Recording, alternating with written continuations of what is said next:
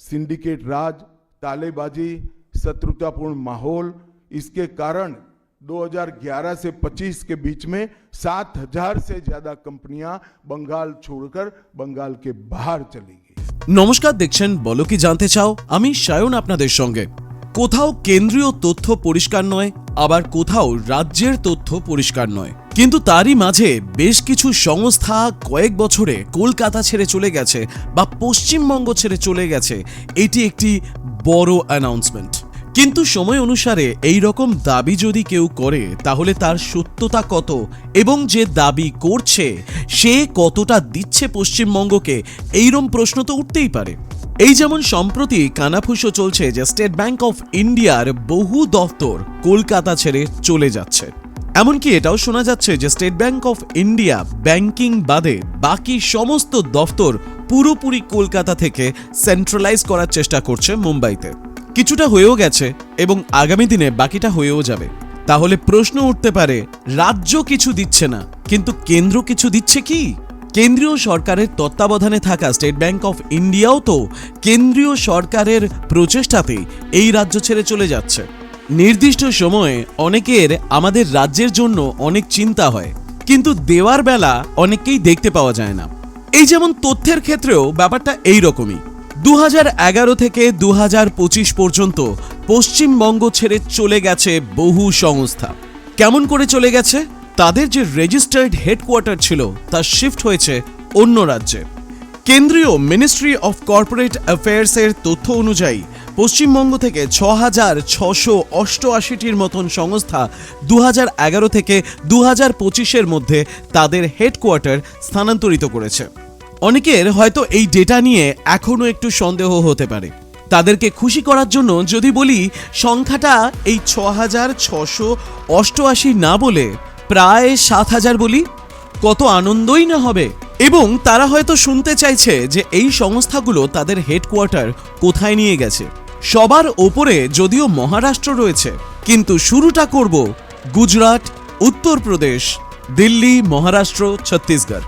কিছু শ্রেণীর এই আনন্দের ডেটার মাঝে একটু অন্য ডেটাও দেওয়া যাক।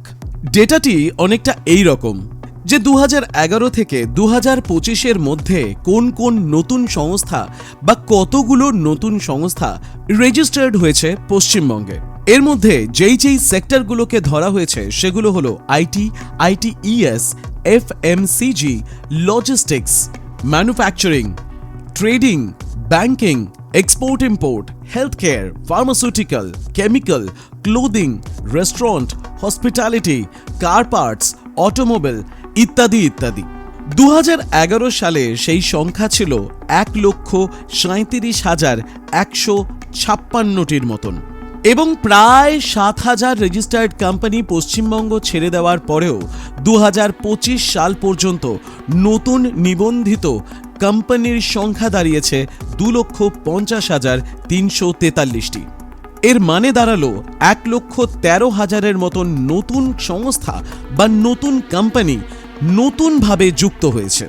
বিগত 5 বছরের যদি ডেটা দিই তাহলে 2020-21 অর্থবর্ষে নিবন্ধিত হয়েছে 7,197টি, 2021-22 সালে 8,365টি, 2022-23 সালে 7,978টি, 2023-24 সালে 8,683টি এবং 2024-25 সালে 8,353টি।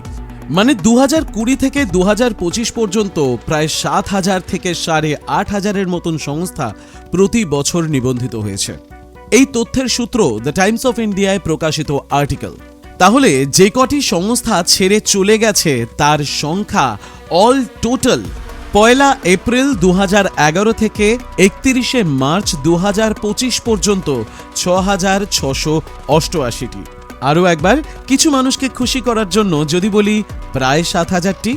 এবার যেই সংস্থাগুলি চলে গেছে তাদের মধ্যে বেশিরভাগই গেছে মহারাষ্ট্রে, যেমন 1,308টি সংস্থা গেছে দিল্লিতে 1,297টি, উত্তরপ্রদেশে গেছে 879টি, ছত্তিশগড়ে গেছে 511টি এবং গুজরাটে গেছে 423টি।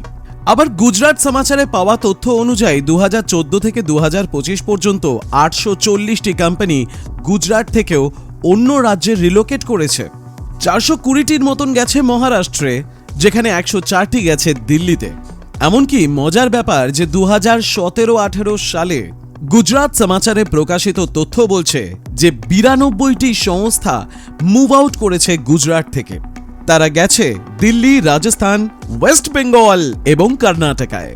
প্রিসাইজলি বললে ওই আর্টিকেলেই প্রকাশিত হয়েছে যে ওয়েস্ট বেঙ্গলে 40টির মতন সংস্থা গুজরাট থেকে পশ্চিমবঙ্গে রিলোকেট করেছে।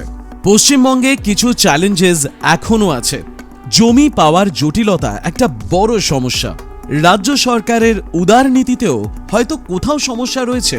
ফরেন ডিরেক্ট ইনভেস্টমেন্ট পশ্চিমবঙ্গে এখনও তুলনামূলক কম, কিন্তু কয়েক বছরে IBM global services India limited, Mitsubishi chemical corporation, Cognizant technology solution, Wipro HCL technologies, Frito Lay বা PepsiCo, Air Water India, Clarus telecom এরকম বহু আন্তর্জাতিক সংস্থার পশ্চিমবঙ্গে আগমনের বিষয় জানতে পারা গেছে।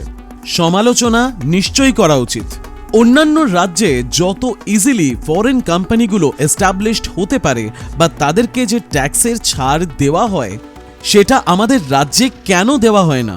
বা আমাদের রাজ্যে এই সমস্ত ফরেন কোম্পানিগুলো বা নতুন সংস্থা ভারতের অন্যান্য প্রান্ত থেকে এখানে ম্যানুফ্যাকচারিং প্ল্যান্ট হোক বা হেডকোয়ার্টার হোক, সেগুলো শিফট করতে কোথায় কোথায় বাধাপ্রাপ্ত হচ্ছে এবং অন্যান্য রাজ্যে কোথায় কোথায় সুবিধাপ্রাপ্ত হচ্ছে, এগুলো নিয়ে সমালোচনা করাই যায় এবং করা উচিতও। কিন্তু কিছুটা তথ্য হাইড করে সময় এবং সুযোগ বুঝে যতটা প্রয়োজন এবং যেমনভাবে প্রয়োজন শুধু সেটুকু তথ্যই বাইরে তুলে ধরব, এই প্রবণতা কিন্তু স্বার্থপরের মতন এবং নিজের স্বার্থটি চরিতার্থ করার একটা পন্থা মাত্র।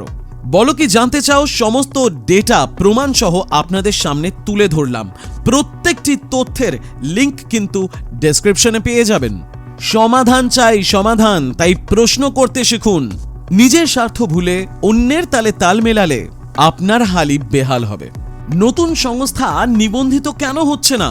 নতুন সংস্থা কেন আসছে না? কেউ বিজনেস করতে আগ্রহী কেন হচ্ছে না? আপনি বিজনেস করতে চান কি? স্ক্রিনে বলো কি জানতে চাও এর নাম্বার এবং ইমেল আইডি দুটোই দেওয়া থাকে। আপনার ইচ্ছে এবং আপনার প্রচেষ্টার কথা হোয়াটসঅ্যাপের মাধ্যমে আমাদের জানান। কথা দিচ্ছি আপনার হয়ে আপনার দাবি তুলে ধরব সরকারের সামনে, কারণ আমরাই সরকার গড়ি আর সরকারকে পথও আমরাই দেখাবো। আমাদের প্রয়োজনীয়তা অনুযায়ী নীতি সেট হয়। তাই চলুন রং না বদলে নিজেদের মানসিকতার পরিবর্তন ঘটাই। ছোট মুখে বড় কথা, গায়ে লাগলে মাফ করবেন। যদি ভালো লেগে থাকে তাহলে লাইক করবেন, বন্ধু বান্ধবদের সঙ্গে শেয়ার করবেন। আমাদের চ্যানেলে নতুন হলে, আমাদের চ্যানেলের প্রচেষ্টা আপনার ভালো লাগলে তাহলে চ্যানেলটি সাবস্ক্রাইব করে অল বাটনটি প্রেস করতে ভুলবেন না, যাতে ভিডিও আপলোড হলেই আপনার কাছে খবর যায়। আর জয়েন বাটনে ক্লিক করে সামান্য অনুদান দিয়ে আমাদের পাশে থাকতে পারেন। বলো কি জানতে চাও? দেখা হবে পরের এপিসোডে।